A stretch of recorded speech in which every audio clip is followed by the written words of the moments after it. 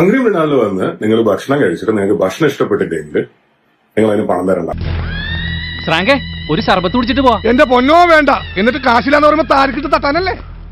ഞങ്ങൾക്ക് 3 റെസ്റ്റോറന്റ് ഉള്ളത്. എവിടെ വേണം നിങ്ങൾക്ക് വരാം, നിങ്ങൾക്ക് വേണ്ട ഭക്ഷണം കഴിക്കാം. നിങ്ങൾക്ക് ഇഷ്ടപ്പെട്ടില്ല എന്ന് വെച്ചോ, ആ ബില്ലിന്റെ പുറകില് നിങ്ങൾക്ക് നിങ്ങളുടെ പേര് മൊബൈൽ നമ്പർ എഴുതി കൊടുക്കാം.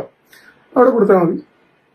ബ്ലൗസ് പീസ് അല്ല, പാന്റ് പീസ് അല്ല, ഷർട്ട് പീസ് അല്ല, ഒരു നിത്യോപയോഗ സാധനം for ladies and gents. Bombay, Calcutta, Ahmedabad എന്നിവിടങ്ങളിലെ മില്ലുകളിൽ നിന്നുള്ള നേരിട്ടുള്ള സപ്ലൈ. ആദായ വിൽപ്പന, സൗജന്യ വിൽപ്പന ഇല്ല.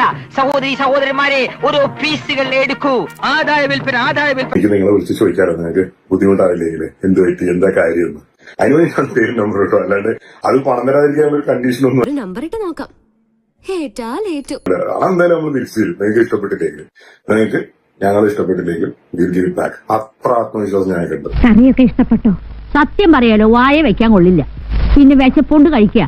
കഴിഞ്ഞൊരു വർഷമായിട്ട് ഗംഭീര ഹെയ്റ്റ് ക്യാമ്പയിൻ നടക്കുന്നുണ്ട് ഹംഗ്രി മൃണാളിൽ. അയ്യടാ, ചേട്ടനല്ല, അത്രക്ക് ദാരിദ്ര്യമുള്ള പെണ്ണുങ്ങളൊന്നും ഈ നാട്ടിലില്ല. ആയിരക്കണക്കിന് പേര് ഇങ്ങനെ ഒരു സ്ഥാപനത്തിന്, ഒരു സാധാരണ ഒരു ആവറേജ് മനുഷ്യനെ, അത് നടത്തുന്ന ആവറേജ് മനുഷ്യനെ വേട്ടയാടാൻ വേണ്ടി ഇറങ്ങി തിരിച്ച് ഒരു സംഭവം കേരളത്തിൽ അതിന് മുമ്പ് അതിന് ശേഷം ഉണ്ടായിട്ടുണ്ടെന്ന് എനിക്ക് തോന്നുന്നു. എന്റെ വളർച്ചയിൽ അസൂയമൂത്ത ഏതൊരുത്തനായിരിക്കും അത് ചെയ്തത്. മറ്റാർക്കും എത്തിപ്പിടിക്കാൻ പറ്റാത്തത്ര ഉയരത്തിൽ ഞാൻ എത്തിക്കഴിഞ്ഞു എന്നതിന്റെ തെളിവായിട്ടാണ് ഞാൻ അതിനെ കാണുന്നത്. ഒരുപാട് പേര് തെറ്റിദ്ധരിക്കപ്പെട്ടിട്ടുണ്ട്. തെറ്റിദ്ധരിച്ചിട്ട് അങ്ങോട്ട് വരാതായിട്ടുണ്ട്. ഈ കിട്ടുന്നതിലേക്ക് എനിക്ക് സന്തോഷമേ ഉള്ളൂ. ഇനിയും കിട്ടാൻ വേണ്ടി ഞാൻ പ്രാർത്ഥിക്കാം. 10,000-കണക്കിന് രൂപ ചെലവാക്കിയിട്ട് 1 സ്റ്റാർ റേറ്റിംഗ് ഗൂഗിളിൽ ഇടിക്കുക, സൊമാറ്റോയിൽ ഇടിക്കുക, സ്വിഗ്ഗിയിൽ ഇടിക്കുക. പച്ചവെള്ളം ചവച്ചു കുടിക്കണ പഞ്ചപാവം അങ്ങോട്ട് ഇറങ്ങിയില്ലേ.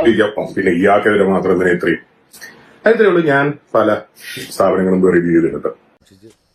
ഒരു കുഴപ്പമില്ല, സന്തോഷമുള്ള മക്കളെ, സന്തോഷായി. എടേ, വേലി ചാടിയ പശു കോല കൊണ്ട് ചാവുന്നൊരു ചൊല്ലുണ്ട്, നീ ഓർമ്മയിൽ വെച്ചോ.